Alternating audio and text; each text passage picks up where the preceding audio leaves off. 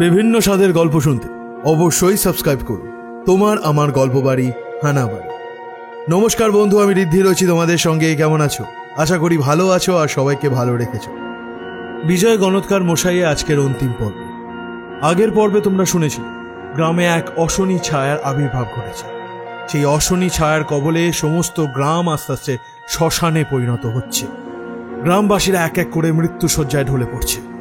সেই অশনি ছায়া হাত থেকে বাঁচার জন্য অসহায় গ্রামবাসীরা বিজয় গণৎকার মশাইয়ের কাছে যায়, কিন্তু সেখানে গিয়ে দেখে বিজয় গণৎকার মশাইয়ের এক অদ্ভুত রূপ। তারা ভেবে পায় না এই রূপের কারণ কি। তখন বিজয় গণৎকার মশাই গ্রামবাসীদের এক ঘটনা শোনায়। অতীতে এই গ্রামে ঘটে যাওয়া এক ভয়ঙ্কর নৃশংস ঘটনার কাহিনী। গ্রামবাসীরা হতভম্ব হয়ে যায়।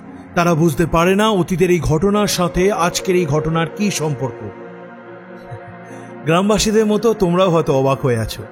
এর কারণ জানতে তোমরা হয়তো উদ্বিগ্ন হয়ে আছো। তাই আর দেরি না করে আজকের গল্প শুরু করি। তিনি তার কলমে বিজয় গণৎকার সিরিজে অন্তিম পর্ব, ওস্তাদের বাণ। আজকের গল্প পাঠে আদিত্য, বিজয় গণৎকারের চরিত্রে সায়ন্তন। গল্পটি শেষ পর্যন্ত শোনার অনুরোধ রইল।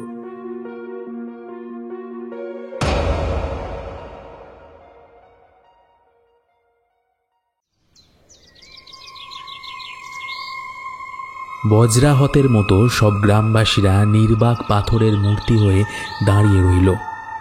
সবার মনে একটাই প্রশ্ন, কিন্তু একজনেরও কাছে উত্তর নেই। ৩৪ বছর আগে খেজুরডাঙ্গা গ্রামে ঘটে যাওয়া সেই ভয়ঙ্কর ঘটনাটার কথা, সেই অমানসিক রাতটার কথা এই বহিরাগত বিজয় গণৎকার জানল কেমন করে? প্রত্যেকের মনের ভিতর দুর্দমনীয় প্রশ্নের স্রোত থাকলেও মুখ ফুটে কারোর মুখেও একটাও কথা উচ্চারণ হলো না। অবশেষে বদলে যাওয়া কঠোর গলায় কথা বলল বিজয় গণৎকার। গলায় চরম উপহাস ফুটিয়ে সে বলল, অবাক হচ্ছ তোমরা? ভাবছো আমি কেমন করে জানলাম এসব কথা? তোমাদের অবাক হওয়ারই কথা, কারণ মানুষ যখন অপরাধ করে তখন তার মধ্যে অপরাধ করবার হিংস্র প্রবণতা কাজ করলেও অপরাধ করবার পর কারো কারো মনে অনুশোচনা জাগলেও বেশিরভাগ মানুষই ভুলে যায় যে তারা একদিন কোনো অপরাধ করেছিল। ব্যথা যাকে দেওয়া হয় সেই কেবল মনে রাখে, যে দেয় তার কিন্তু কিছুই মনে থাকে না। এটাই নিয়ম। তোমরা সেদিন সেই যে হতভাগিনী অসহায় মেয়েটাকে পুড়িয়ে মেরে ফেলতে চেয়েছিলে, তারপর সেই কাজে ব্যর্থ হয়ে তাকে মরার জন্য ফেলে এসেছিলে হিংস্র পশুদের মুখে, সেই মেয়েটা যে গর্ভবতী ছিল এ কথা নিশ্চয়ই তোমাদের মনে আছে। কি বলো, মনে আছে তো? গণৎকারের ধমক শুনে মুখ খোলে নবদ্বীপের। সে তাড়াতাড়ি করে বলল, হ্যাঁ হ্যাঁ হ্যাঁ, আগে আগে আগে আছে আছে আছে। বাহ বাহ, তোমাদের স্মৃতিশক্তি প্রশংসা করার মতো। এবার তোমাদের আমার পরিচয় বলি, কেমন? কে আমি, কেমন করে এসব কথা জানা হলো আমার, সেই প্রশ্নে প্রশ্নে তো তোমাদের মন একেবারে অস্থির হয়ে উঠেছে। কি উঠেছে না? এবার আর কারোর মুখে কোনো কথা ফুটল না, কেবল হ্যাঁ সূচক মাথা নাড়ল সবাই। আমি হলাম সেই হতভাগিনী মেয়েটার গর্ভস্থ সন্তান, যাকে জন্মের আগে তার মায়ের সঙ্গে বিনা অপরাধে অসাধু লোকের প্ররোচনায় নিষ্ঠুরভাবে জ্বলন্ত আগুনে ফেলে পুড়িয়ে মারছিলে তোমরা। সেই হতভাগিনী মেয়েটার গর্ভস্থ সন্তান আমি। কিন্তু কি আশ্চর্যের কথা দেখো, তোমরা কিন্তু সবাই জানতে যে ওই মেয়েটা মা হতে চলেছে, ওর গর্ভে সন্তান রয়েছে। তা সত্ত্বেও তার শাস্তি মুকুব করার চেষ্টাও করনি কেউ।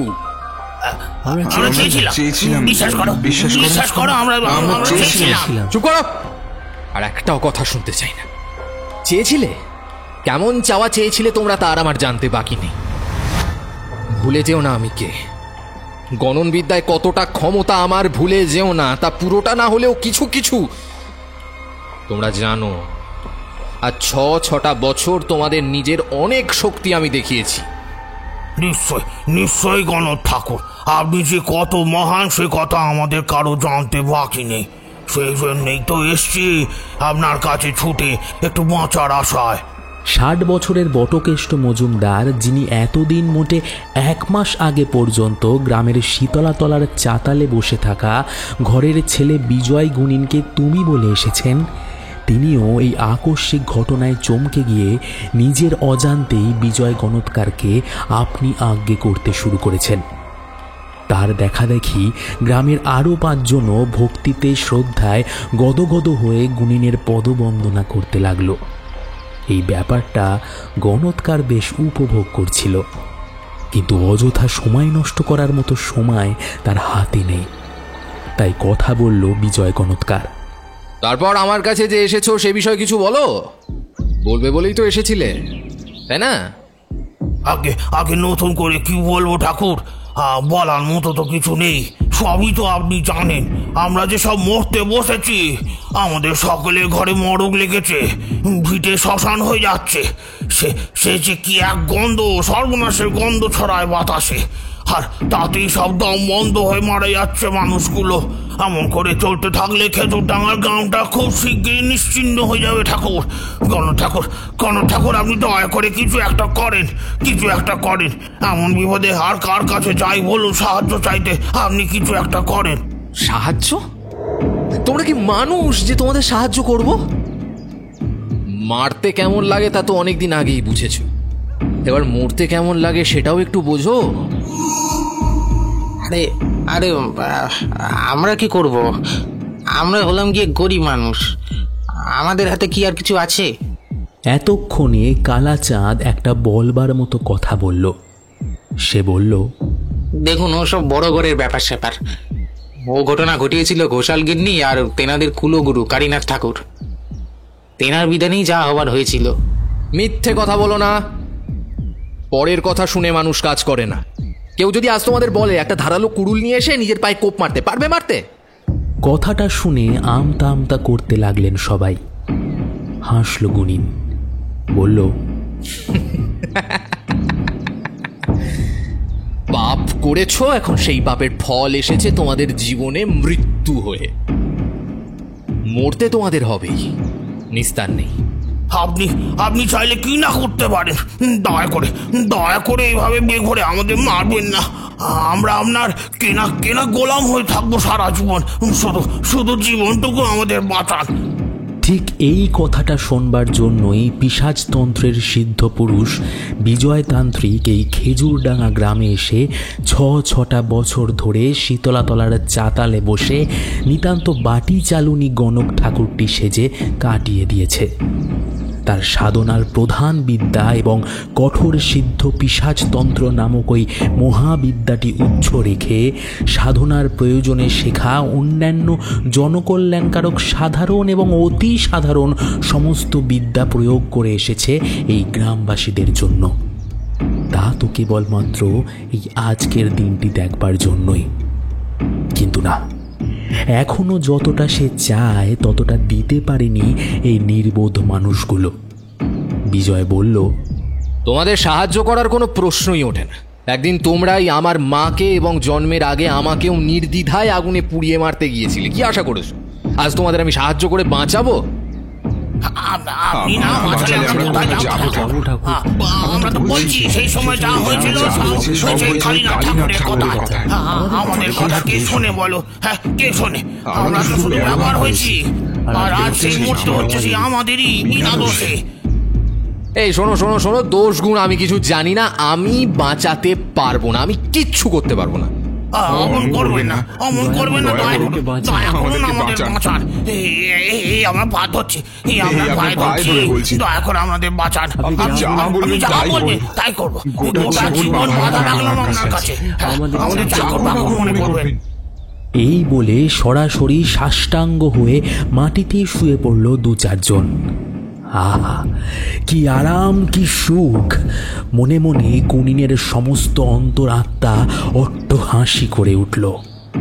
কিন্তু মুখে গাম্ভীর্য ফুটিয়ে রেখে বিজয় বলল, বেশ, নিতান্তই যখন বাঁচতে চাও তোমরা, তখন না হয় তোমাদের জীবন ভিক্ষাই দিলাম। কিন্তু যে অন্যায় করেছ তার প্রায়শ্চিত্ত না করে তো বাঁচতে পারবে না তোমরা। কি করতে হবে বলুন? যা বলবেন তাই করব। বলি দিতে হবে। কাকে? পাপ পাপ হয়েছিল, যে করিয়েছিল এই পাপ কাজ সেই পাপীকে, সেই দুরাত্মা মহাপাপীকে বলি দিতে হবে কালচণ্ডের কাছে। তার রক্তে তুষ্ট হয়ে যদি প্রভু কালচণ্ড তোমাদের উপর সদয় হন, তবেই তোমরা বাঁচতে পারবে। আমাদের কি করতে হবে? বলির কথাটা শুনে প্রাণ ভয়ে ভীতু মানুষগুলো যেন অর্ধেক মরে গিয়েছিল। কিন্তু যতটুকু প্রাণ আছে ততটুকু তো বাঁচিয়ে রাখতে হবে। তাই সেই প্রাণ বাঁচানোর দায়িত্বেই তারা কাঁপা কাঁপা স্বরে জানতে চাইল গুনিনের কাছে।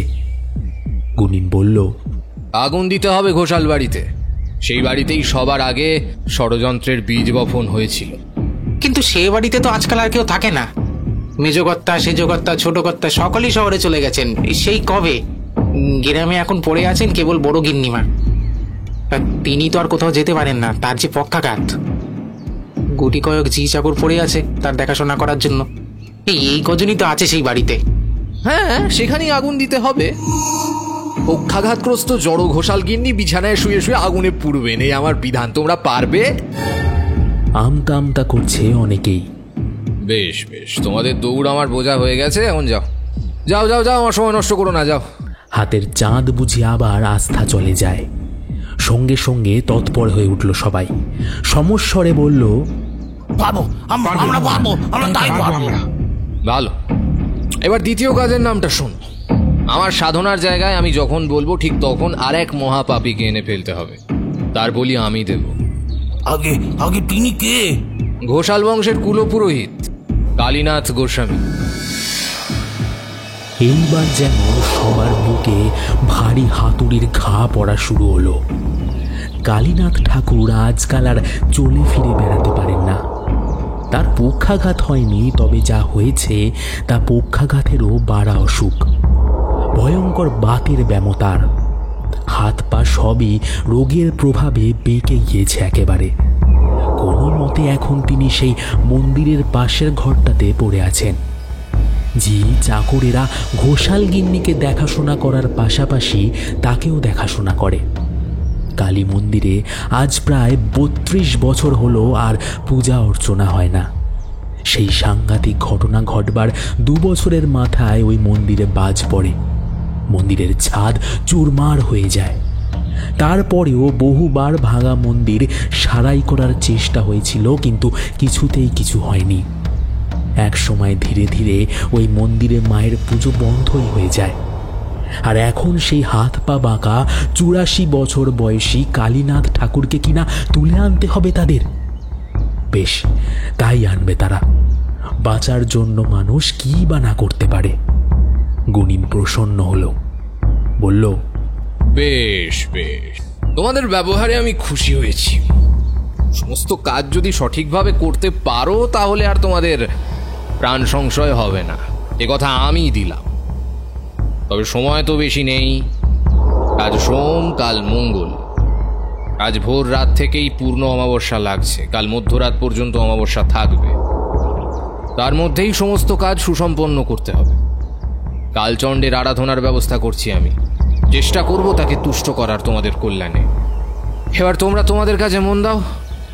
কাল সন্ধ্যায় আরাধনায় বসার আগে আমি দেখতে চাই ঘোষাল বংশের ধ্বংসাবশেষ। বড় গিন্নি সহ আগুনে পুড়ে ধ্বংস হয়ে যাচ্ছে ওই ঘোষাল বাড়ি। তারপর আরো কি কি করতে হবে না হবে সে কথা আমি তোমাদের পরে ডেকে বলে দেবো। এখন এসো তোমরা, আমার ক্রিয়ায় বসার সময় হলো।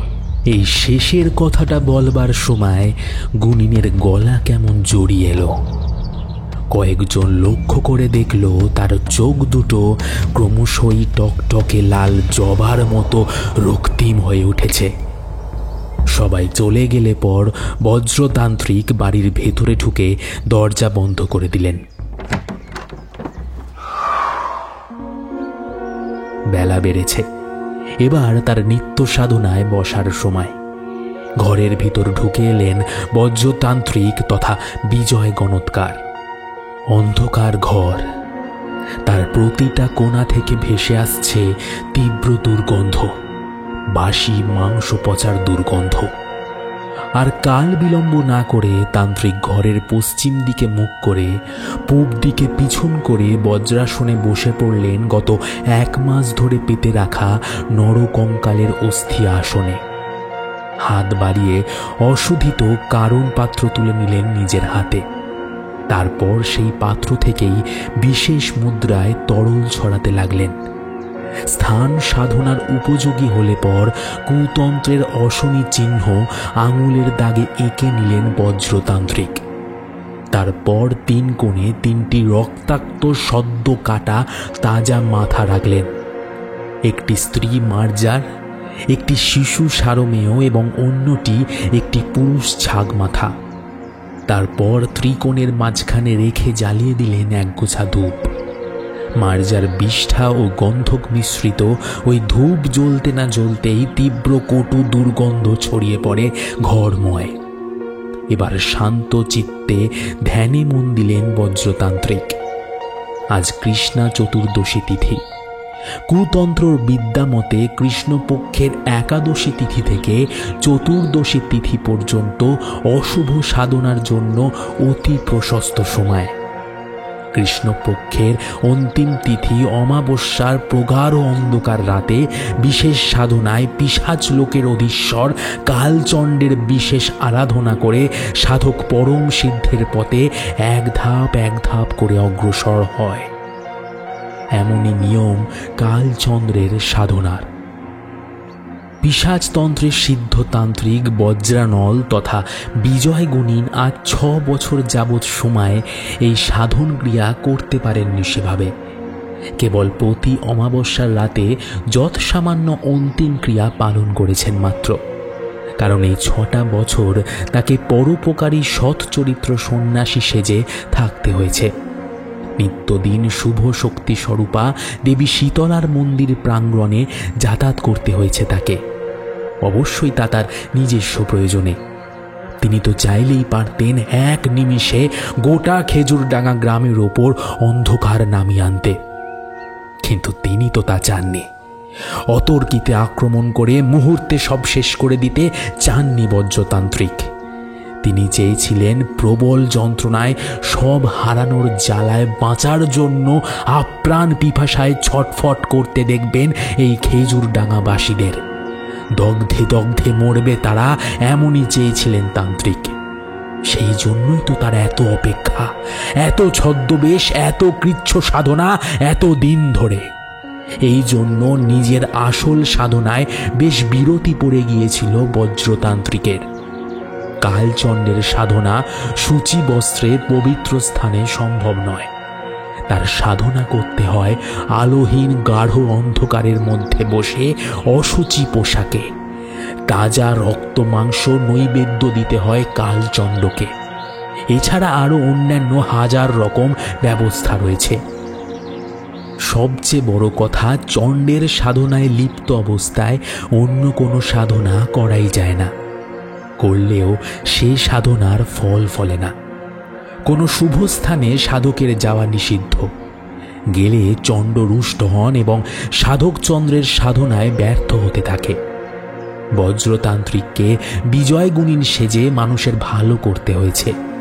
নিজের হাত যশে প্রতিটা মানুষকে তার শক্তির করায়ত্ত করতে হয়েছে তাকে। প্রতিটা মানুষই বিপদে আপদে ত্রাণ হিসাবে তাকেই চিনবে। তবেই না তাদের চরম সর্বনাশ করার সুযোগ পাবেন তিনি। তবেই না তার আসল উদ্দেশ্য সফল হবে। কেবলমাত্র এই কারণেই আপাদমস্তক পিশাচেশ্বর কালচণ্ডের উপাসক হয়েও মঙ্গল সাধকের ভেগ ধরে থাকতে হয়েছে বজ্রতান্ত্রিক তথা বিজয় গুণিনকে। এভাবে যে আর কতদিন চলত তা হয়তো তিনি নিজ হিসাব করে কখনো দেখেননি। মনের কৌশলে নিজের আধিপত্য বিস্তার করে চলেছেন কেবল। কিন্তু অবশেষে সেই সময় এলো, শেষ হলো তার এই অভিনয়ের। প্রসঙ্গত বলে রাখা দরকার, 1 মাস আগে যেই দিন বৃন্দাবনের বাড়িতে তার শহরের ভাইজি জামাই আসে, সেই দিনই সন্ধ্যায় চঞ্চল হয়ে উঠেছিল বজ্রতান্ত্রিকের মন। অশান্ত মনকে শান্ত করতে ধ্যানে বসেন তিনি। সাধ্যমতো অশুচি করে তোলেন নিজের দেহ আর ধ্যানে বসবার স্থান। আয়োজন অতি সামান্য হলেও একাগ্র চিত্তে মনোসংযোগ করেন অন্ধকার ধ্যানে। তিনি সফল হন সেদিন। কিছুটা সময় অতিক্রম হতেই অন্ধকার পর্দা সরিয়ে মানসপটে আবির্ভূত হন ভীষণ মূর্তি কালপঞ্জর। তিনি বজ্রানল তান্ত্রিকের দীক্ষাগুরু। পিশাচতন্ত্রের শুভ অশুভ দুই বিদ্যাতেই বিদ্বান তিনি। কালপঞ্জরের কেবল এই একটি পরিচয় দিলেই তার বিষয়ে সম্পূর্ণভাবে বলা হয় না। আজকের বজ্রতান্ত্রিককে নিজের হাতেই গড়ে তুলেছেন তিনি। তিনি এক হতভাগিনী নারীর জীবন বাঁচিয়েছিলেন। 34 বছর আগের কোনো এক সাংঘাতিক রাতে খেজুরডাঙ্গার শ্মশানে যখন অতি সাবধানে নরাধম গ্রামবাসীরা অর্ধদগ্ধ মাধবিকাকে ফেলে দিয়ে চলে আসে, পোড়া মাংসের গন্ধ যখন ছড়িয়ে পড়ে শ্মশানের বাতাসে, আর সেই গন্ধে খাবারের লোভে হিংস্র দাঁত নখ বাড়িয়ে ছুটে আসে চার পেয়ে ক্ষুধার্ত জীবের দল, ঠিক সেই সময় সেখানে এসে পড়েন পিশাচতন্ত্র সাধনায় সিদ্ধিপ্রাপ্ত সাধক শ্রেষ্ঠ পিশাচ সিদ্ধ কালপঞ্জর। কেবল কঠিন দৃষ্টিপাত দ্বারা তিনি অচল করে দেন জীবন্ত নরকের জীবগুলিকে। মাধবিকা তখন অচৈতন্য। তার কাছে এগিয়ে যান কালপঞ্জর। দেখেই তিনি বুঝতে পারেন যে কতখানি বিপদ ঘটেছে। তার নিজের অপার্থিব শক্তি বলে তৎক্ষণাৎ সেই স্থানে দাঁড়িয়েই তিনি জানতে পারেন অর্ধদগ্ধ মৃতপ্রায় মেয়েটির নাম এবং তার এখানে এসে পড়ার সমস্ত কারণ। জানতে পারেন মাধবিকা অন্তঃসত্ত্বা। সমস্ত বিষয় অবগত হয়ে নিজে পিশাচ সিদ্ধ হয়েও মানুষের অমানসিক পিশাচ ব্যবহারে বিষিয়ে ওঠে তার অন্তরাত্মা। সেখানেই তিনি স্থির করে নেন তার পরবর্তী কর্তব্য। অলক্ষ্য পথে অভাগিনী মাধবিকাকে নিয়ে নিজেও ফিরে যান কামরূপ কামাখ্যায়, তার নিজের আস্তানায়। কালপঞ্জর পিশাচ সিদ্ধ হলেও শুভ ও অশুভ বিদ্যায় তার আগ্রহ ও আধিপত্য দুই ছিল, কারণ তিনি বিশ্বাস করতেন স্বয়ং ঈশ্বর শুভ অশুভ এই দুই শক্তিরই আধার। মানুষের জীবনেও তাই ভালো ও মন্দের সমান গুরুত্ব থাকা উচিত। তাই তিনি শুভ এবং অশুভ দুই বিদ্যাই অর্জন করেছিলেন সযত্নে। প্রয়োজন মতো ভালো আর প্রয়োজন মতো মন্দ হতে হয় মানুষকে পরিস্থিতির দাবিতে। যেদিন তিনি মরাইঘাটি শ্মশানে গিয়েছিলেন সেদিন এই কথাটা আরেকবার নতুন করে উপলব্ধি হয়েছিল তার।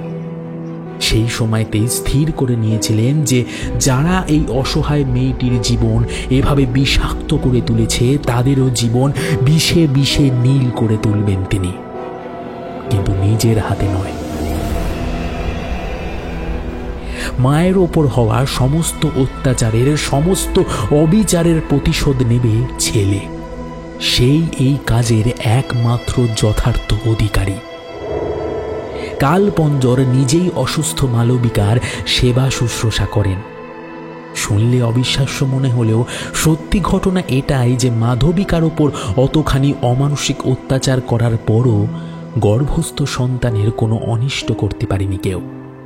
হয়তো বা ভাগ্যই তা করতে দেয়নি তাদের। অকারণে কিছুই হয় না।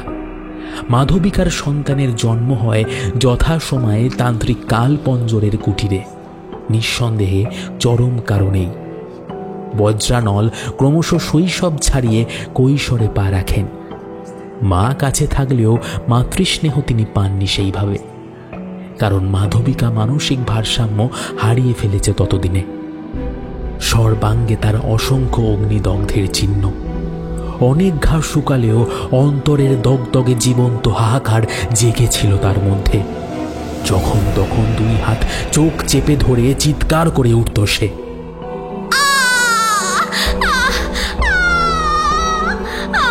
ছেড়ে দাও, আমি কোনো অন্যায় করিনি। আমার দৃষ্টিতে পাপ নাই, কালীনাথ ঠাকুরের মনে পাপ, তার মনে বিষ। বলছি তো মা, আমি আপনাদের কোনো ক্ষতি করিনি। বাঁচাও, বাঁচাও, আগুনে পুড়ে যাচ্ছি। বাঁচাও, বাঁচাও, বাঁচাও আমাদের।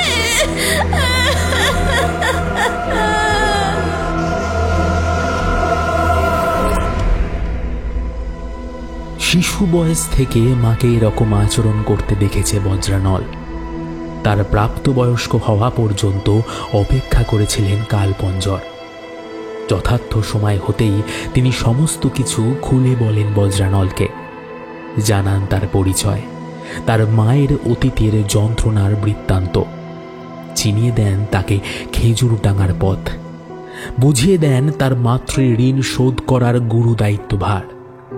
ইতিমধ্যেই দিনে দিনে বজ্রানলকে বজ্রতান্ত্রিকে রূপান্তরিত করেছেন কালপঞ্জর স্বহস্তে।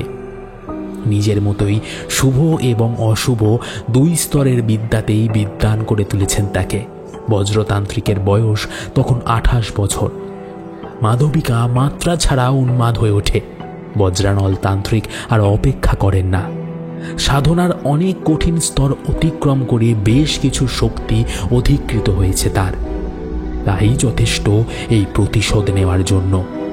গুরুদেবের কাছে আশীর্বাদ নিয়ে অপ্রকৃতস্থ মায়ের দুটো হাত ধরে সে বলে, মা, যারা যারা তোমার সঙ্গে থাকা আমাকে অকারণে অন্যায়ভাবে মারতে চেয়েছে তাদের প্রত্যেককে নিজের পাপ কাজের শাস্তি কড়াই গণ্ডায় আমি বুঝিয়ে দেবো। সব কাজ শেষ করে আবার ফিরে আসবো তোমার কাছে। তুমি ততদিন অপেক্ষা করে দেখো মা।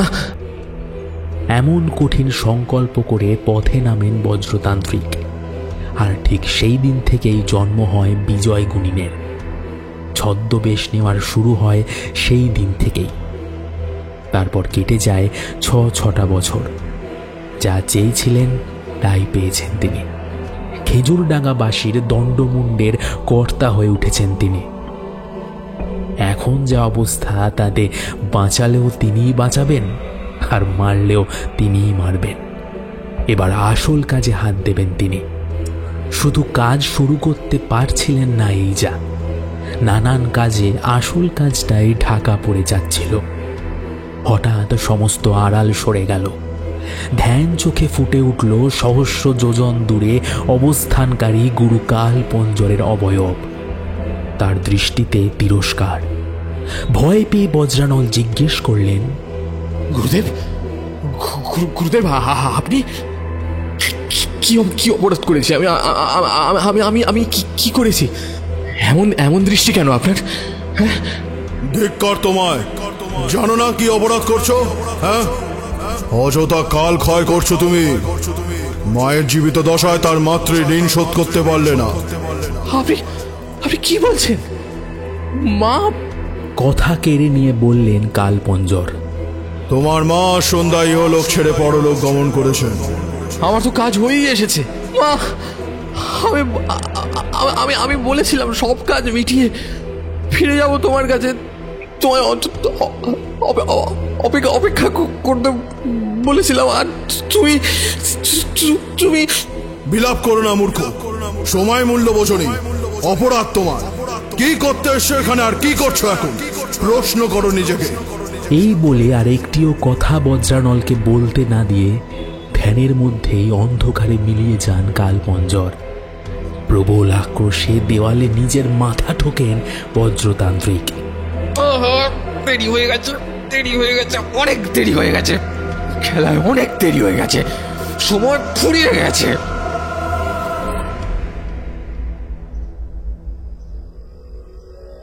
একের পর এক ঘুঁটি সাজাতে সাজাতে কখন যে খেলা শেষ হয়ে গেল তিনি বুঝতেও পারেননি। জন্মদাত্রীর ঋণ শোধ তার জীবদ্দশায় আর শোধ করা হলো না। তিনি এতটাই অপদার্থ যে জীবনে একটা কথাই মাকে দিয়েছিলেন আর সেটাও রাখতে পারলেন না। তবে এখন তিনি কি করবেন? বেঁচে থেকেই বা কি লাভ, আর কি মূল্য আছে তার জীবনের? মনের যখন এমন ভাব, ঠিক তখনই দরজায় ঘা পড়ল। নবীনচন্দ্রকে বাঁচানোর ডাক এসেছে তার। গায়ের জামাই সে, ভূতের পাল্লায় পড়েছিল, তাই খুব জ্বর এসেছে তার। মাদুলি দিয়ে তাকে বিপদ কাটাতে হবে। বিদ্যুৎ খেলে গেল বজ্রতান্ত্রিক তথা বিজয় গুণিনের মাথায়। মাকে হারানোর শোকে বুক জ্বলছে তখন আগুনের মতো। গুরুদেব কালপঞ্জরের করা তীক্ষ্ণ তিরস্কার তখনও বাজছে সমস্ত মনন জুড়ে। জীবনটা অর্থহীন মনে হতে লাগলো। হ্যাঁ হ্যাঁ, অর্থহীন, কিন্তু মরবার আগে তার কাজ তিনি শেষ করবেন। সব শেষ হলে পর চলে যাবেন মা যেখানে গিয়েছেন সেইখানে। কিন্তু এখন নয়, এখন ভূত তাড়ানো মাদুলি তৈরি করে বৃন্দাবনের বাড়ি যাওয়া কর্তব্য। গিয়েও ছিলেন তাই। মাদুলি বেঁধে দিয়েছিলেন নবীনচন্দ্রের হাতে। অবশ্য তিনি জানেন সেটা আদতেও মাদুলি নয়, মাদুলির মতো দেখতে মেকি একগোছা সুতো মাত্র। সেই দিন থেকেই শুরু করেছেন তার জিঘাংসা চরিতার্থ করার কাজ। কারোর মুক্তি নেই, সবাইকে মরতে হবে। একদিন মরণ জিনিসটা উপভোগ করতেই হবে তাদের। মরতে কেমন লাগে তা হাড়ে মজ্জায় টের পেতে হবে তাদের। এমনই কঠিন সংকল্প নিয়েছিলেন বজ্রতান্ত্রিক। সেই থেকে আজ পর্যন্ত খেজুরডাঙ্গায় ঘটা সমস্ত অলৌকিক পৈশাচিক ঘটনার অলক্ষ্যে রয়েছেন তিনি। 1 মাস যাবৎ বদ্ধ বাড়ির অন্ধকার ঘরে বসে চরম সাধনা করেছেন তিনি, কালচণ্ডের সাধনা।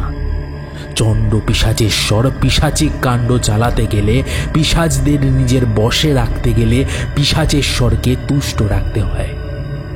চণ্ড তুষ্ট হয়েছেন অনুমানে বোঝেন বজ্রানল, কারণ যেই রাতে তিনি বিজয়গুণিন থেকে আবারও বজ্রতান্ত্রিক হয়ে ওঠেন, সেই রাতে চুনিলাল, শিবু ও বলাই এদের দূষিত আত্মা যা মৃত্যুর পর পিশাচজনি প্রাপ্ত হয়েছিল তাদেরকেই নিজের হাতের মুঠোয় পান বজ্রতান্ত্রিক। সেই থেকেই তারাই তার আজ্ঞা মতো সমস্ত কাজ করে চলেছে খেজুরডাঙ্গার ক্ষতি সাধনে। আর বেশি দেরি নেই, কেবল আজকের রাতটুকু। কালই সমস্ত কাণ্ডের উপর জবনিকা পড়বে। না, খেজুরডাঙ্গায় আজ পর্যন্ত যারা বেঁচে আছে তাদেরকে আর প্রাণে মারবেন না বজ্রতান্ত্রিক। ধনে প্রাণে তারা মরেই গিয়েছে প্রায়। এবার বেঁচে থেকে দাসত্ব করুক তার। যাকে একদিন মাতৃগর্ভে অগ্নিদগ্ধ করে মেরে ফেলতে চেয়েছিল, তারা প্রধান অপরাধী না হলেও তাদের অপরাধও তো কিছু কম নয়। সে অপরাধ যারা করেছিল তাদের চরম শাস্তি দেওয়ার সময় এসে গেছে। সত্যি বলতে বোধহয় শাস্তি প্রাপ্তির জন্যই অসমর্থ শরীরে প্রাণটা এখনো কোনো মতে জিয়ে রয়েছে তাদের। ঘোষাল বংশের কুলপুরোহিত কালীনাথ গোস্বামীর 84 বছর বয়স হল। বাতের ব্যথায় পঙ্গু হয়ে গিয়েছেন তিনি প্রায়, তবু মৃত্যু কিন্তু তার হয়নি। ওদিকে ঘোষাল গিন্নি বিশালাক্ষী দেবীর মরণ অধম অবস্থা। পক্ষাঘাতগ্রস্ত হয়ে অহরহ মৃত্যু ভিক্ষা করছেন ভগবানের কাছে, কিন্তু পাচ্ছেন না, কিছুতেই মরছেন না তিনি। তিনি অপেক্ষা করছেন শাস্তির জন্য। পাপ করেছেন তারা, শাস্তি তো তাদের পেতেই হবে, আর সেই শাস্তি দেবেন তাদের বজ্রানল তান্ত্রিক।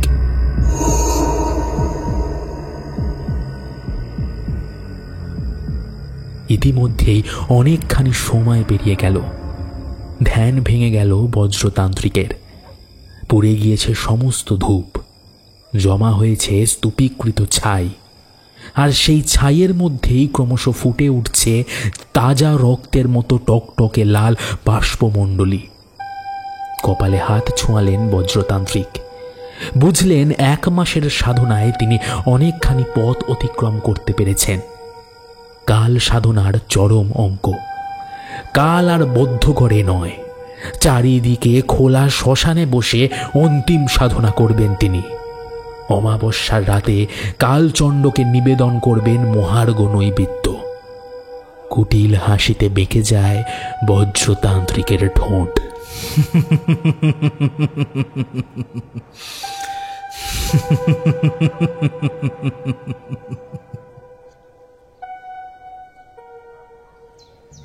পরদিন সকাল। খেজুরডাঙ্গার প্রতিটা মানুষের ধ্যান জ্ঞান আজ এক। তাদের সবার লক্ষ্য একটাই, বজ্রতান্ত্রিক তথা পরিচিত বিজয়গুণিনের দেওয়া প্রত্যেকটা বিধান কাটায় কাটায় মেনে চলা। ঘর সংসার শ্মশান করে চলে গিয়েছে অনেকেই, কিন্তু এখনও যারা রয়েছে তাদের রাখার জন্যই বাড়ির মাথা ব্যক্তিরা যা করতে হয় তাই করবে। সে কাজ যত কঠিনই হোক, বাঁচার আর বাঁচানোর জন্য সেই কাজ তারা করবে। আর তাই করলো তারা। খেজুর ডাঙায় আজ আর হেসেলে চুলো জ্বলেনি, কারোর বাড়িতেই নয়। গুনিনের হুকুম আছে কাজ শেষ হওয়ার আগে যেন কেউ দাঁতে একটা দানাও না কাটে, এক ফোঁটা জলও যেন কারোর গলা বেয়ে না নামে। 34 বছর আগের সন্তান সম্ভবা মা মাধবিকাকেও তো এই সাংঘাতিক রাতটাতে নৃশংস ক্রিয়া করার জন্য সারাটা দিন এক ফোঁটা জল বা খাবার কিছুই দেওয়া হয়নি। মা মাধবিকা গর্ভবতী ছিলেন, তার কষ্ট ছিল শতগুণ, কিন্তু তাকে সহ্য করতে হয়েছিল সবটা। ততটা না হোক, অন্তত কিছুটা ছেলে হয়ে পাপীদের ভোগ করতে দিয়েছেন বজ্রতান্ত্রিক। কারোর আর কিছুই করার নেই, প্রাণের দায় বড় দায়। দিন ফুরিয়ে সন্ধে হলো। খেজুরডাঙ্গার শ্মশানে মরাই ঘাঁটি দখল করে সাধনার চরম ক্রিয়া পালন করার জন্য সম্পূর্ণ তৈরি হয়ে এসে পড়েছেন বজ্রতান্ত্রিক। কাজ তো আর একাধটা নয়, সবটাই করতে হবে নিজের হাতে। তাই কাজে মন দিয়েছেন তিনি। প্রথমেই শ্মশানের দক্ষিণ পশ্চিম কোণে সাধনার উপযোগী স্থান দেখে সেখানেই আসন পাতলেন বজ্রানল। তারপর নোনা মাটি তুলে নিলেন প্রয়োজন মতো মন্ত্রপুত মৃত এক স্ত্রী পঞ্জরের সাহায্যে। তারপর সেই মাটির মধ্যে মেশালেন কুতন্ত্র ক্রিয়ায় ব্যবহৃত কয়েকটি অতি প্রয়োজনীয় জিনিস। তার মধ্যে প্রধান কয়েকটি উপকরণ হল অশুদিত কারণ, চাড়ালের ঘরের শয্যাশায় মৃত প্রায় কোনো এক বৃদ্ধর বমন, আর দাঁড় কাকের রক্ত। এছাড়াও আরও অনেক জটিল কুটিল জিনিস। এই সব একসঙ্গে মিশিয়ে পরম মনোযোগে তিনি নিজের হাতেই তৈরি করে ফেললেন 1 হাত উঁচু সমান পিশাচেশ্বর কালচণ্ডের অস্থায়ী মাটির মূর্তি। এখন এটা মূর্তি ঠিকই, কিন্তু বজ্রতান্ত্রিক বিশেষ মুদ্রায় তার উপাসনা করে তাতে প্রাণ সঞ্চার করবেন। চণ্ডের মূর্তি প্রাণ পেলে তবেই না তার সাধনা সফল হবে, তবেই না তার মাতৃ ঋণ শোধ করা হবে, আর তবেই না তিনি এই গোটা খেজুর ডাঙার একচ্ছত্র অধিকারী হতে পারবেন।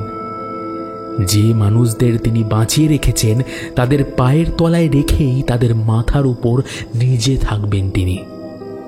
যে অসহায় মাকে তারা সবাই মিলে অন্যায় অত্যাচার করেছিল, এখন সেই মায়ের ছেলেরই দাসত্ব করে কাটবে তাদের জীবন। তবেই না তাদের যথাযথ কর্মফল ভোগ করা হবে। যাই হোক, এখন আর ওই সব ভাবার সময় নয়। আগের কাজ আগে সেরে ফেলা দরকার। অমাবস্যার অন্ধকার ঘনাতে শুরু করেছে। কালচণ্ডের মূর্তি নরকরটির আসনে স্থাপন করে দিলেন বজ্রতান্ত্রিক। তাকে ঘিরে কুতন্ত্রের নানান চিহ্ন এঁকে দিলেন। একে একে সাজিয়ে ফেললেন সমস্ত উপাচার। এবার শুধু মহা অর্ঘ্যের অপেক্ষা। তান্ত্রিক আজ সম্পূর্ণ কালতন্ত্রের সাধনকারীর বেশ ধারণ করেছে। সর্বাঙ্গে কোনো আবরণ নেই, কেবলই নিম্নাঙ্গে একটি কালো ছিন্ন বস্ত্র পরিধান করেছেন তিনি। এই বস্ত্রটি পরিধানের পূর্বে ওটিকেও চরমভাবে অশুচি করে নিয়েছেন তিনি। সমস্ত আয়োজন শেষ করে তিনি অধৈর্য হয়ে উঠছেন ক্রমশ। ক্ষণে ক্ষণে উগ্র তরল পান করছেন তিনি, কারণ সব দগ্ধের ছাই এবং স্বয়ং বজ্রতান্ত্রিকেরই মূত্রধারা মিশ্রিত এক বিজাতীয় তরল খাচ্ছে বিজয় গণৎকার। কিন্তু সময় চলে যাচ্ছে। কোথায় কোথায় তারা? এখনো তো তারা এসে পৌঁছলো না, এখনো তো আনলো না আজকে সাধনার প্রধান উপাদান। আরাধ্য কালচণ্ড অভুক্ত রয়েছেন। অর্ঘ্য প্রস্তুত না করে তাকে জাগানোও যাবে না। মূর্তিতে প্রাণ প্রতিষ্ঠা করলে তার মুখের সামনে ধরতে হবে তার প্রিয় খাদ্য, অন্যথায়। কথাটা ভেবেই শিউরে উঠলেন স্বয়ং বজ্রতান্ত্রিক। চণ্ডের সাধনায় যদি এক চুলও ভুল হয়, তাহলে সাধককে যে কি চরম মূল্য দিতে হয় তার জন্য, তা একমাত্র এই কাজের কারবারি যে করে সেই জানে। তবে কি সেই অবনতি তার জন্য অপেক্ষা করছে? কখনো নয়, কখনো নয়। ধ্বংসপ্রাপ্তির জন্য জন্মাননি তিনি, ধ্বংসকারীর কাজ করতে এসেছেন তিনি। এইসবই ভাবছেন, ঠিক এমনই সময় শোরগোল শোনা গেল খুব কাছেই। পিছন ফিরে তাকালেন তান্ত্রিক। দেখলেন তার হবু চাকরেরা যে যার কাজ বেশ নিষ্ঠা নিয়েই করছে। খেজুর ডাঙার পুরুষেরা আর কেউ বাকি নেই, সবাই এসে পড়েছে মরাই ঘাঁটিতে। তাদেরই প্রথম সারিতে যারা আছে তারা বাঁশ ঝোলা করে ঝুলিয়ে রেখেছে কালচণ্ডের প্রাপ্য মহা অর্ঘ্যের উপাদান। ঘাড় আর বেঁকে যাওয়া দু পায়ের জোরে কষিয়ে দড়ি বাঁধা হয়েছে বৃদ্ধ কালীনাথ গোস্বামীর ঝুলন্ত অবস্থায়। তাকে ঠিক একটা পোটলার মতো দেখাচ্ছে। হাত পানার আরও কোনো উপায় নেই তার, কেবলই দারুণ ভয়ে পিটপিট করে সাদা সাদা চোখের পাতা দুটো ওঠাপড়া করছে বারবার। আর শুকনো পাংশুটে ঠোঁটের ফাঁকে একটা গোঙানি শোনা যাচ্ছে শুধু। হয়তোবা বুড়ো কালীনাথ বুঝতে পেরেছেন যে তার আর বেশিক্ষণ নেই, কিন্তু বাঁচার উপায়ও নেই। আবার মরতেই বা কি চায়, কিন্তু কি বা করা আছে তার নিষ্ফল ছটফট করা ছাড়া। ছটফটই করতে থাকলেন তিনি। তার এই অবস্থা দেখে এমন মুহূর্তেও মনে মনে ভারী আমোদ অনুভব করলেন বজ্রতান্ত্রিক। মনে হলো মায়ের ঋণ শোধ করা যেন শুরু হলো এবার। যারা বাঁশের ছোলাটা চাগিয়ে ধরে তুলিয়ে রেখেছে তাদের দিকে চেয়ে সন্তুষ্ট গলায় বললেন বজ্রানল, বাহ, আমি খুব খুশি হয়েছি তোমাদের কাছে। যাও, আর দেরি কেন, ওকে শুদ্ধ করে নিয়ে এসো। বাঁশের ঝোলা ঝুলিয়ে এবার ঝুলনদারেরা চলল মরাই ঘাটির সংলগ্ন মজা খালটার দিকে। দাহ কাজে আসা সব যাত্রীর সৎকারের শেষে ওই খালের জলে স্নান করে শুদ্ধ হয়ে বাড়ি ফিরে যায়। সেইখানে আজ কালীনাথ ঠাকুরকে শুদ্ধ করতে এনেছে তারা। যদিও ঠাকুরের দেহ ঘোর অশুদ্ধতায় অশুচি, তাকে ছোঁয়া বারণ। বিজয় গুণিন পই পই করে বলে দিয়েছে, খবরদার কেউ ছোবে না, যে ছোবে তার হাতে পচন ধরবে নিশ্চিত। তাই কেউ আর ছুঁয়ে নেই তাকে। কোনো মতে দড়ি বেঁধে বাঁশে ঝুলিয়ে এনেছে। এইবার সেইভাবেই ঝোলাটা মজে আসা খালের জলে গুনে গুনে 3 বার চুবিয়ে শেষে তুলে নিল তারা। এদিকে বজ্রতান্ত্রিক তখনও অপেক্ষা করছে আর একটা দৃশ্য দেখার জন্য। হতভম্ব হয়ে দাঁড়িয়ে থাকা বাকি লোকদেরকে বজ্রানল বললেন, আগুন জ্বালনি এখনো, সময় চলে যাচ্ছে, কি করছো তোমরা? ধমকের স্বরে প্রশ্ন শুনে ভয় পেয়ে গেল মানুষগুলো। আমতা আমতা করে কোনো মতে 2-1 বলল, আগে কাজ শুরু হয়ে গেছে, এই এক্ষুনি আগুন লাগলো বলে। তাদের কথাই সত্যি বটে, আগুন অনেকক্ষণ আগেই লেগেছে। এবার সেই আগুনেরই লেলিহান শিখা আকাশমুখী উঠতে দেখলেন বজ্রতান্ত্রিক। জ্বলছে, দাউ দাউ করে জ্বলছে খেজুর ডাঙার এককালের বড় ব্যবসায়ী বাড়ি। গোশাল বাড়ির দূরত্ব বেশি হওয়ার জন্যই মরাই ঘাটির থেকে কোনো আর্তনাদ শোনা যাচ্ছে না ঠিকই, কিন্তু মাঝে কোনো বাধা না থাকার জন্য দৃশ্যটা স্পষ্টতই দেখতে পাচ্ছে বজ্রতান্ত্রিক। কিন্তু খানিকক্ষণ বিশেষ মনোসংযোগ করে ঠিকই শুনতে পেলেন শব্দটা। বয়স হয়েছে, শরীর অথর্ব, পক্ষাঘাতগ্রস্ত বুড়ি মানুষটা বিছানায় শুয়ে শুয়ে আগুনে পুড়ে মরছেন। গলায় বেশি জোর না থাকলেও যতক্ষণ প্রাণ আছে যন্ত্রণায় চেঁচাচ্ছেন তিনি।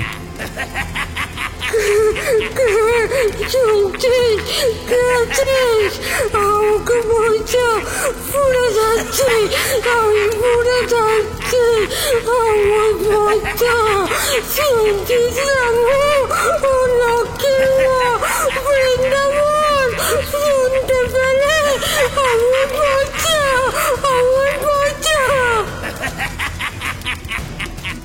কিন্তু কে শুনবে? বিজয় গুণিনের বিধান ঘোষাল বাড়ির ঝি চাকরদেরকেও শোনানো হয়েছে। বাড়িতে আগুন লাগানোর আগেই তারা যে যার মতো নিরাপদে সরে গেছে ও বাড়ি ছেড়ে চলে গেছে। এখন তাই সম্পূর্ণ একলা জ্বলছে বাড়িটা, আর একলা জ্বলে মরছেন ঘোষাল বংশের বড় গিন্নি বিশালাক্ষী দেবী। তান্ত্রিকের মুখে তৃপ্তির হাসি চওড়া হচ্ছিল। ঠিক এই সময় বাঁশের ভেজা জোলা হাতে নিয়ে ফিরে এলো লোকগুলো খালের ধার থেকে। ভেজা কাপড় চোপড় কালীনাথ গোস্বামীর। বয়স্ক মানুষ, নিশ্চয়ই শীত করছে খুব। আহারে, ভারী কষ্ট হচ্ছে তার। এর থেকে অনেক অনেক বেশি কষ্ট হয়েছিল 34 বছর আগের সেই নারকীয় কাণ্ড ঘটার সময় অসহায় মা মাধবিকার। হঠাৎ যেন চোখের সামনে সেদিনের দৃশ্য ফুটে উঠল বজ্রানলের। না না না, আর এক মুহূর্ত সময় নষ্ট নয়, সব আয়োজন তো তৈরি আছে। অপেক্ষা করছেন চণ্ড। তার মূর্তিতে প্রাণ প্রতিষ্ঠা করার কাজে মন দিলেন বজ্রতান্ত্রিক। নরকঙ্কাল আসনে বজ্রাসনে বসলেন তিনি।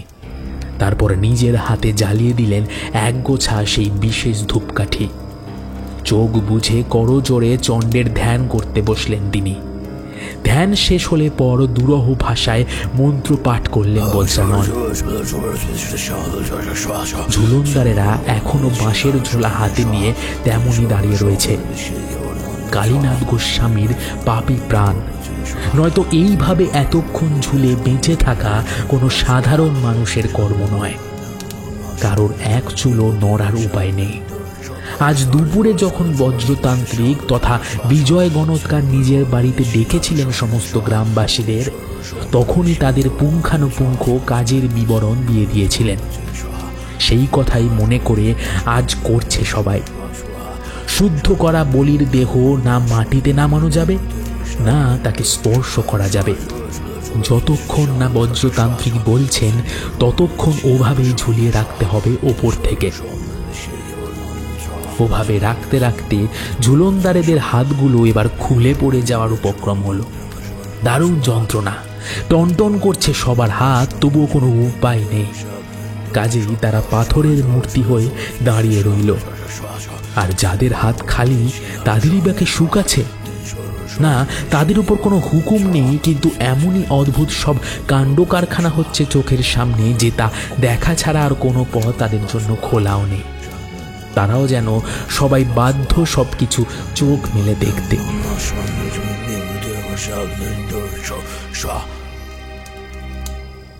এভাবেই একটা সময় থেমে গেল তান্ত্রিকের মন্ত্রপাঠ। এবার তিনি উঠে দাঁড়ালেন।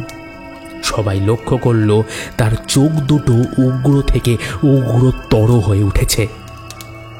এবার কর্কশ গলায় চরম কঠোরতা ফুটিয়ে বাঁশের ঝোলা হাতে দাঁড়িয়ে থাকা লোকগুলোকে আদেশ করলেন বজ্রতান্ত্রিক। বললেন, নিয়ে আয়, ওকে আমার কাছে নিয়ে আয়। মোহগ্রস্ত হয়ে পড়েছে সবাই। তবুও যে সম্বোধনটা তুমি থেকে তুই হয়ে গিয়েছে তা কান এড়ালো না কারোর। সব শুনেও সবাই নির্বাক। তাড়াতাড়ি কালীনাথ গোস্বামীর জড় শরীরটা তারা এনে দাঁড় করালো বজ্রতান্ত্রিকের কাছে। এবার তান্ত্রিক বললেন, ওকে ধরে থাক, নড়বি না, এক চুলো নড়বি না। পাপ ক্ষয় করছি, যদি কোনো ভুল হয় নির্বংশ হবি, সব কটা নির্বংশ হবি। ঠিক কি করতে চাইছেন বিজয় গুণিন ঠিক মতো কিছু বোঝবার আগেই বিদ্যুৎ গতিতে সক্রিয় হয়ে উঠল বজ্রতান্ত্রিক তথা বিজয় গুণিনের বলিষ্ঠ ডান হাতটা। এক হাত সমান ধারালো খাড়ার আঘাতে মুহূর্তে কালীনাথ গোস্বামীর ধর ছেড়ে আলাদা হয়ে গেল মাথাটা। প্রচন্ড আতঙ্কে বিভীষিকায় ভয় বিভৎস এই দৃশ্যটা দেখে কেঁপে গেল সবার হাত। বুক চিরে বেরিয়ে এলো দারুণ আর্তনাদ। প্রচন্ড রেগে গেলেন বজ্রতান্ত্রিক। বললেন, আহা, শিশু নাকি, স্থির হয়ে দাঁড়াতে পারিস না? এক্ষুনি তো একটা ভুল হয়ে যাচ্ছিল। প্রাণের ভয় নেই তোদের? ঠক ঠক করে কেঁপে উঠল সবাই। কোনো মতে নিচু গলায় বলল, ভুল হয়ে গেছে, ক্ষমা করে দিন, ক্ষমা করে দিন। বেশ, এখন যা, ওই পাপ দেহটা ফেলে দিয়া এমন জায়গায় ফেলবি যেখানে ওর দেহটা সৎকার করার মতো ক্ষুধার্ত শেয়াল কুকুরেরা ওর মাংসের লোভে উৎপেতে বসে আছে। যদিও ওই বুড়ো বেতরুগী কালীনাথের গায়ে যে কতটা মাংস আছে আর সেই মাংস দিয়ে কটা শিয়াল কুকুরেরই বা পেট ভরবে তার হিসেব করেননি বজ্রতান্ত্রিক। দেহটা নিয়ে তখন আর তার কোনো মাথা ব্যথা নেই। ঝুলনদারেরা তান্ত্রিকের আদেশ শুনে কাঁপা কাঁপা পায়ে কাঁপতে কাঁপতে মুন্ডহীন ধরটা নিয়ে চলল মরাই ঘাটির এক অন্ধকার কোণ লক্ষ্য করে। একে তো আজ অমাবস্যা, তার উপর তার রাত বিরেতে শ্মশানের আড়ালে আবডালে চতুষ্পদ জীবেরা ঠিকই মজুদ থাকে তাদেরই খোঁজে। আর যারা পিছনে দাঁড়িয়েছিল তারা আর দাঁড়িয়ে থাকতে পারেনি। এইভাবে বিভৎস দৃশ্য চোখের সামনে সারা জীবনে আর কখনো দেখেনি তারা। বলবার ক্ষমতা নেই কারোর কিছু, আর কিছু করবারও নেই। কেবল ঠাই বসে বসে মাছের মতো চোখ মেলে অপলকে দেখতে থাকে বাকি ঘটনার বিভৎসতা। বজ্রতান্ত্রিক অস্থির হয়ে ওঠেন। ব্যাস, আর একটাই মাত্র কাজ, এই কাজেই শেষ হয়ে যাবে তার এতদিনের সমস্ত পরিশ্রম। সার্থক হবে তার করা কৃচ্ছ সাধন। মাতৃ ঋণ ইতিমধ্যেই পরিশোধ হয়ে গিয়েছে তার। কিছুটা ঝুঁকে মাটি থেকে তার হাতে তুলে নিলেন বেশ বড় মাপের আধপোড়া মাটির সরাটা। অন্য হাত থেকে ফেলে দিলেন রক্তাক্ত খাড়াটা। দু হাতে সরাটা তুলে আনলেন চোখের সামনে। না, তার হিসেবে কোনো ভুল হয়নি। মূর্খগুলো বলির পর ওভাবে দুলে উঠলেও এক ফোঁটা রক্ত কিন্তু নষ্ট হয়নি। হিসেব মতো মাথাটা ঠিক এসে পড়েছে ওই সরার মধ্যেই। এবার সেই মাথা থেকেই চুইয়ে পড়া জমা হচ্ছে মাথার ঘি আর রক্তের ধারা। কালীনাথের শরীরে সবটুকু রক্তই তার ঘাড় বেয়ে মুহূর্তে এসে পড়েছে এই সরার ভিতর। বিশেষ মন্ত্র চালনা করে অতটুকু সময়ের মধ্যেই সব রক্ত আদায় করে নিয়েছেন বজ্রানল। সরা ভরে গেল রক্তে। এবার রক্তের মধ্যে থেকে বুড়োর কাটা মাথাটা তুলে ফেলে দিতে গেলেন বজ্রতান্ত্রিক। কিন্তু না, ফেলে দেওয়ার আগে মাথাটা খুব কাছ থেকে আরো একবার খুব ভালো করে দেখলেন বজ্রানল। এই সেই কালীনাথ গোস্বামীর মাথা, এই তার দুটো চোখ। এই দুটো চোখেই সে 34-35 বছর আগে তার মা মাধবিকার দিকে কুনজর দিয়েছিল। করে সাদা পাতার কোলে লাল রক্ত লেগে থাকা মরা চোখ দুটোর ওপর দুবার থুতু ফেললেন বজ্রতান্ত্রিক।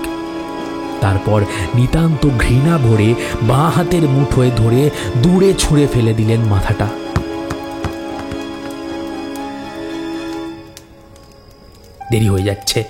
দেরি হয়ে যাচ্ছে বড্ড। চণ্ডের মূর্তিতে প্রাণ প্রতিষ্ঠা করা হয়ে গিয়েছে। অভুক্ত রয়েছেন প্রভু। তাড়াতাড়ি এবার কাজ শেষ করার জন্য মন দিলেন বজ্রতান্ত্রিক। তিনি যেন মুহূর্তে ভুলে গেলেন যে তিনি ছাড়াও এই মরাই ঘাটিতে এই মুহূর্তে গোটা খেজুর ডাঙার লোকজনেরা উপস্থিত রয়েছে। তিনিই থাকতে বলেছেন তাদের, কারণ তিনি চেয়েছিলেন 34 বছর আগে তার মা নির্দোষ মাধবিকার অপমানের সময় যেমন দর্শক হয়ে দাঁড়িয়েছিল গোটা খেজুর ডাঙার মানুষ, ঠিক তেমনি কালীনাথ গোস্বামীকে বলি দেওয়ার সময়তেও তারা তেমনিই দাঁড়িয়ে থাকবে। আর শেষ পর্যন্ত দেখবে যে এতদিন ধরে তাদের পরিচিত বিজয় গুণিনের আসল রূপটা কেমন। দেখবে বজ্রতান্ত্রিক কতখানি বিভৎস থেকে বিভৎসতর রূপ নিতে পারে। রুটি দিয়ে পোষা কুকুরদের পায়ের নিচে রাখতে হলে মনিবকে কড়া স্বভাবেরই হতে হয়, আর তিনিও তাই হবেন। কিন্তু আর দেরি নয়, এবার সময় হলো। কুতন্ত্র বিদ্যামতের যথার্থ সময় আগত। কালচণ্ডের মুখে এবার তুলে দিতে হবে সেই মহার্ঘ্য। আবারও মন্ত্রপাঠ শুরু করলেন বজ্রতান্ত্রিক। তার প্রতিটা উচ্চারণের সঙ্গে সঙ্গে যেন অমাবস্যার অন্ধকার পরতে পরতে বাড়তে থাকে, যেন চারপাশ দারুণ শীতলতায় জমে বরফ হয়ে যাচ্ছে। এই জায়গাটা যেন আর মরাই ঘাটি নয়, পৃথিবীর কোনো জায়গায় নয় যেন এটা। মুছে গেছে গোটা খেজুরডাঙ্গা গ্রামটা যেন। সবাই যেন কোনো মন্ত্র বলে মুহূর্তে নরকে এসে পড়েছে। সবার দেহ তখন চলন শক্তিহীন, শুধু সবার চোখ সচল রয়েছে। যা ঘটছে তা তাদের দেখতেই হবে, নিস্তার নেই কোনো, তাই তারা দেখছে। বজ্রানল একটানা মন্ত্র উচ্চারণ করতে করতে এক হাতে নতুন জ্বালানো একগোছা বিশেষ ধূপ আর অন্য হাতে রক্ত ভরা পোড়া সরাটা নিয়ে 8 বার প্রদক্ষিণ করলেন কালচণ্ডের মূর্তির। তারপর এক সময় থামলেন, এসে দাঁড়ালেন কালচণ্ডের সামনে। তখনও হাতে ধূপের গোছা বিশেষ মুদ্রায় দুলছে, তখনও চলছে গগন বিদারী স্বরে দুরহ মন্ত্র পাঠ। এবার যেন তার সঙ্গে অন্ধকারের ভিতর থেকে ডেকে উঠল নরকের জীবেরা। ভয়ঙ্কর তাদের ডাক। এইবার মূল কাজ। অর্ঘ্য অর্পণের ভঙ্গিতে বিনম্র চিত্রে বজ্রতান্ত্রিক বিশেষ মন্ত্র উচ্চারণ করতে করতে রক্তের সরা ধরলেন কালচণ্ডের মূর্তির মুখে। এইবার তিনি সিদ্ধি লাভ করবেন। চণ্ডের সাধনার নিয়মিতাই। সমস্ত সাধনার ক্রিয়া নিপুণভাবে শেষ করে সাধকেই শেষ ধাপে উপনীত হয়। এই সময় সেই সময়, যেই সময় এক মুহূর্তে ঘটতে পারে ঘটনা বা চূড়ান্ত কোনো অনর্থ। কিন্তু অনর্থ কেন ঘটবে? অনর্থ ঘটতেই পারে না। দীর্ঘ 1 মাস যাবৎ কায় মনোবাক্যে নিজের সবটুকু দিয়ে চণ্ডের উপাসনা করছেন বজ্রতান্ত্রিক।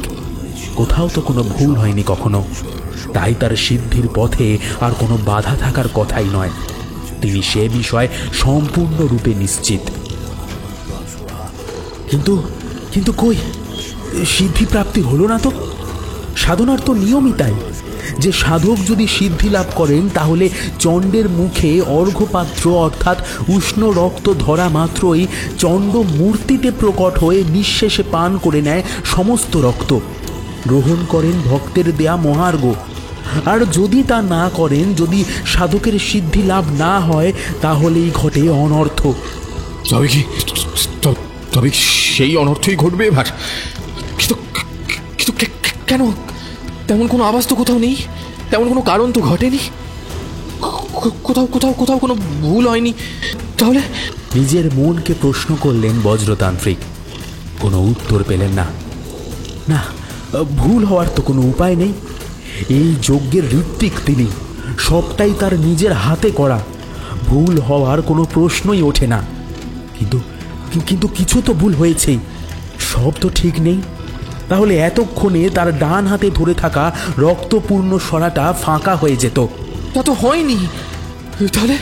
তাহলে তিনি অনুভব করলেন ক্রমশই নিভে আসছে তার বাঁ হাতে ধরে থাকা সেই বিশেষ ধূপের বিকৃত দ্যুতি, আর ক্রমশই উত্তাপ ছড়িয়ে পড়ছে তার সামনে। নিজের হাতে কিছু সময় আগে প্রতিষ্ঠা করা কালচণ্ডের মাটির মূর্তি থেকে বজ্রতান্ত্রিকও নিজের দেহে অনুভব করতে পারছেন সেই উত্তাপ। এই যে ঘোর সর্বনাশ, এই যে সাংঘাতিক বিপদের ইঙ্গিত। না না না না না, কি তবে কি? বজ্রতান্ত্রিক যেন কিছু একটা ভেবে অকুলে কুল পেলেন। তৎক্ষণাৎ বরফে জমে থাকা পাথরের মূর্তির মতো খেজুরডাঙ্গা বাসীদের দিকে জ্বলন্ত চোখে তাকিয়ে প্রাণঘাতী গলায় হুঙ্কার দিয়ে উঠলেন। বললেন, চলে যা তোরা এখান থেকে, সবাই এক্ষুনি চলে যা। তোদের মনে পাপ আছে, তোদের বিচার আমি কাল করব। এখন তোরা এখান থেকে চলে যা। পাপিষ্ঠদের উপস্থিতিতে বিপদ ঘটতে চলেছে, দূর হয়ে যা। বাঁচতে চাস তো পালা এখান থেকে, পালা। গ্রামবাসীরা বাঁচতে চায়। মানুষের কাছে তার প্রাণের চেয়ে দামি আর দ্বিতীয় কোনো জিনিস নেই। বাঁচবে বলেই তারা মানুষ থেকে অমানুষ পর্যন্ত হতে পারে, আর সামান্য পালিয়ে যাওয়া তো সেখানে কিছুই নয়। শক্তিহীন দেহগুলো মুহূর্তে যেন বিদ্যুৎ স্পর্শে চলন শক্তি ফিরে পেল। কেউ আর কোনো দিকে না তাকিয়ে যে যেভাবে পারল মরাই ঘাঁটি ছেড়ে গ্রামের পথ ধরল। এদিকে পাপ আপদ বিদায় করে তান্ত্রিক আবারও মন দিলেন নিজের কাজে। উত্তাপ আরও বেড়েছে। চণ্ডের মাটির বিভৎস মুখ হা হয়ে যাচ্ছে তখন। কেমন যেন একটা চাপা গর্জন বেরিয়ে আসছে তার ভিতর থেকে। চারপাশ ছেয়ে গেল তীব্র কটু গন্ধে। রক্তের সরা হাতে নিয়ে তান্ত্রিক এবার অনুনয় বিনয় করতে শুরু করেছে, যদিও তিনি জানেন যে তার করে কোনো লাভ নেই। বিপদ নিতান্তই শিয়রে এসে দাঁড়িয়েছে। কিন্তু ওই যে প্রাণের দায়, যতক্ষণ শ্বাস ততক্ষণ আশ। এখনো তিনি ভাবছেন যে কোথায় তার ভুলটা হলো। যদি একবার তার মনে পড়ে, যদি একবার তিনি বুঝতে পারেন যে তার ভুলটা কোথায়, তবে এক্ষুনি তিনি তা সংশোধন করবেন। কিন্তু সেই সুযোগ আর তিনি পেলেন না। বিভৎস বিকট শব্দ করে ফেটে গেল কালচণ্ডের মাটির কাঁচা মূর্তিটা। তার মধ্যে জ্বলে উঠল পৈশাচিক কালচে সবুজ আগুন। এই আগুন নরকের। গর্জনটা আরো স্পষ্ট হলো। তার সঙ্গে মিশল বজ্রতান্ত্রিকের মর্মান্তিক হাহাকার। কালচে সবুজ আগুনের শিখা তাকে ঘিরে ধরেছে। এবার তারই মধ্যে ছটফট করছেন তিনি। পালিয়ে যেতে চাইছেন, বাঁচতে চাইছেন নিজের প্রাণে। তখনও খুঁজছেন তার ভুল তিনি। এমন অনর্থ, সিদ্ধি লাভের পরিবর্তে এমন অনর্থ ঘটার কারণটা কি হতে পারে? তার সেই অজান্তেই করে ফেলা অজানা ভুলটা কি? কিন্তু মনে পড়ছে না। ঠিক এই সময় হয়তোবা নিয়তিরই ইচ্ছে। বজ্রানলের চোখ গেল অন্ধকার আকাশের দিকে। সে দুটো চোখে দেখতে পেল একটা বৃহৎ আকার শকুন বিশাল বিশাল দুই ডানা মেলে বিকট অশনি ডাক ছাড়তে ছাড়তে মড়াই ঘাঁটি প্রদক্ষিণ করে উড়ে যাচ্ছে ঈশান কোণে। মাথায় বাজ পড়বার মতো চমকে উঠলেন বজ্রতান্ত্রিক। হায় হায় হায়, এ কি সর্বনাশ করেছেন তিনি! কত বড় ভুল হয়ে গেছে। কালচণ্ডের সাধনার সমস্ত উপাচার তিনি সযত্নে করেছেন ঠিকই, কিন্তু প্রাণ প্রতিষ্ঠা করার পর চণ্ডের মূর্তির গলায় পরাতে ভুলেই গেছেন চণ্ডের অতি প্রিয় সেই মালাটা। সত্যি বলতে সন্ধ্যায় মড়াই ঘাঁটিতে আসবার আগে নীলমাধব মুক্তারের বাড়িতে, তার ঘরে যেখানে তিনি সাধনার অন্যান্য উপকরণ সংগ্রহ করে রেখেছিলেন, সেইখানেই নিজের হাতে গেঁথে রেখেছেন সেই মালাটা। এখানে আসবার আগে সমস্ত জিনিস সঙ্গে নিলেও ভাগ্যের নিষ্ঠুর পরিহাসে আনতে ভুলে গেছেন 108টা শকুনের কাটা মাথা দিয়ে গাঁথা তাজা রক্তমাখা মুন্ডমালাটা। চণ্ড গলায় সে মালা পাননি, তাই তিনি ক্ষুব্ধ হয়েছেন। গ্রহণ করেননি সাধকের দেওয়া মহা অর্ঘ্য। সেই ক্ষোভেই ঘটেছে এই অনর্থ। বজ্রতান্ত্রিক তথা বিজয় গুণিনের মৃত্যু রচনা করল তারই নিজের অজান্তে করা এই সাংঘাতিকতম ভুলটা। এবার সম্পূর্ণ জ্বলে গেলেন তিনি। কালচে সবুজ আগুনটা নরক থেকে এসেছে। নিজের সঙ্গে পুড়িয়ে ছাই করে বজ্রানলকেও সে নিয়ে যাবে অনন্ত নরকের অন্ধকারে।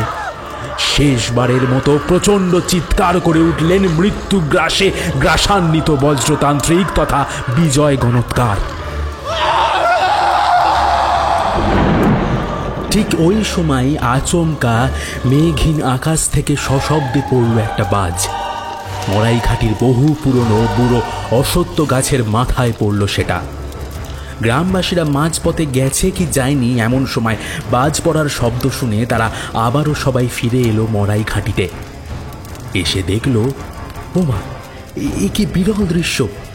আকাশে এক ফোঁটা মেঘ নেই, অথচ অসত্য গাছের মাথাটা বাজ পড়ার আগুনে দাউ দাউ করে জ্বলছে গাছটা।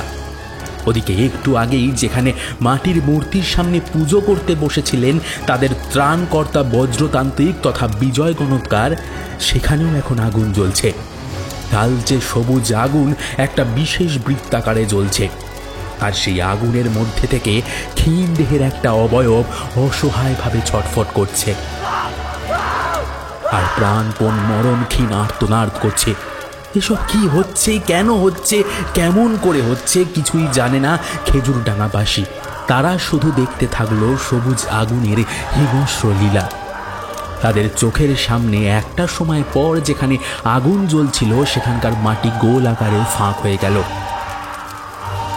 তারপর সেই জ্বলতে থাকা আগুন ধীরে ধীরে তলিয়ে গেল মাটির তলায়। খেজুরডাঙ্গাবাসী মড়াই ঘাঁটি ছেড়ে যাওয়ার পর এখানেই অল্প সময়ের মধ্যে কি যে হয়েছে তা তারা বুঝতে পারল না। অমন দুর্দণ্ড প্রতাপ সাধক গুণিন, যে কিনা সমস্ত গ্রামবাসীর দণ্ডমুণ্ডের কর্তা, সেই বিজয় গুণিনের অন্তিম পরিণতি তাহলে হলোটা কি? তার কোনো সুস্পষ্ট উত্তর নেই কারোর কাছে। মানুষের কাছে না থাক, উত্তর আছে নিয়তির কাছে। পাপের বদলা যদি পাপই হয় তবে সৃষ্টির সর্বনাশ অবশ্যম্ভাবী। হ্যাঁ, 34 বছর আগে মাধবিকার ওপর অন্যায় করা হয়েছিল, এমনকি তার অনাগত গর্ভস্থ সন্তানের উপরও অবিচার করা হয়েছিল, এই কথা সত্যি। কিন্তু অত্যাচারী নৃশংস পাপীদের শাস্তি দিতে গিয়ে মাধবিকার সন্তান বজ্রতান্ত্রিক তথা বিজয় গুণিন যে পথ অবলম্বন করেছিল, সেই পথ অসৎ অন্ধকারের পথ। সেটা কালো শক্তি কুতন্ত্রের সাহায্যে নেওয়া অন্ধকারের পথ। সে চেয়েছিল নিজেই ঈশ্বর হয়ে উঠতে, সবার উপর মহা ওস্তাদি করতে চেয়েছিল সে।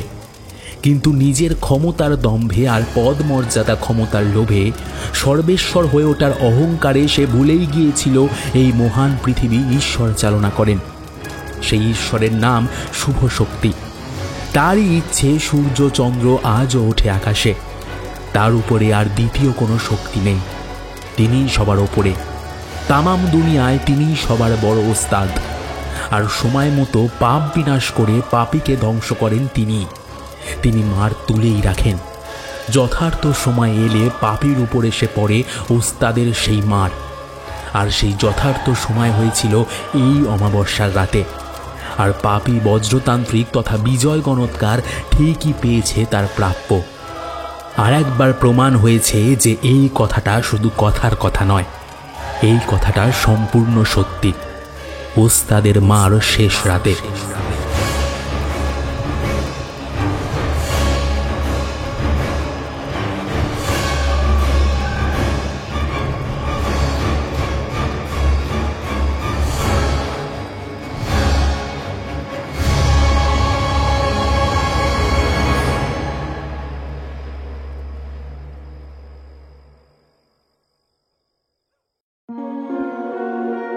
শেষ হলো ত্রিনিদার কলমে লেখা বিজয় গণৎকার সিরিজের অন্তিম পর্ব, ওস্তাদের মার।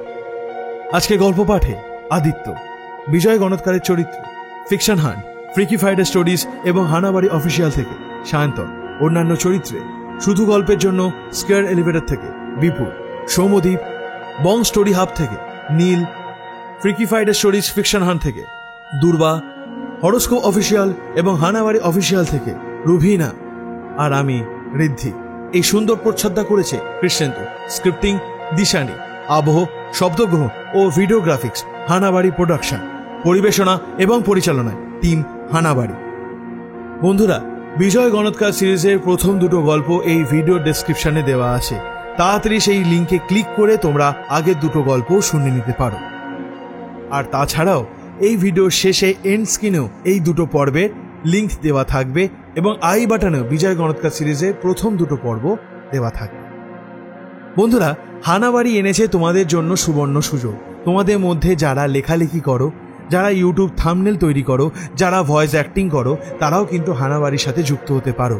কিভাবে যুক্ত হবে তার সম্পূর্ণ ডিটেলস আমাদের ভিডিও ডেসক্রিপশনে দেওয়া আছে। তাড়াতাড়ি গিয়ে আমাদের মেল করো, আমরা কিন্তু খুব তাড়াতাড়ি তোমাদের সাথে যোগাযোগ করে নেব। তোমাদের মধ্যে অনেকেই আমাদের সাথে যুক্ত হয়েছে। আশা করব আগামী দিন আরো নতুন নতুন বন্ধু বান্ধবের সাথে আমরা কাজ করব। কেমন লাগলো আজকের গল্প? যদি ভালো লেগে থাকে তাহলে অবশ্যই লাইক করো, কমেন্ট করো এবং শেয়ার করে দিও বিভিন্ন আত্মীয় স্বজন বন্ধু বান্ধবের কাছে, এবং তাদেরকে বলো আমাদের হানাবাড়ি ইউটিউব চ্যানেলটা যেন তারা সাবস্ক্রাইব করে পাশে রাখা বেল আইকন ক্লিক করে অল করে দেয়, যাতে আমাদের কোনো ভিডিও এলে সবার আগে তাদের কাছেও নোটিফিকেশন পৌঁছে যায়। তাহলে বন্ধু, আজ এই পর্যন্তই।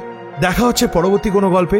ততদিন ভালো থেকো, সুস্থ থেকো, হানাবাড়ির পাশে থেকো আর ভয়ে থেকো। শুভরাত্রি।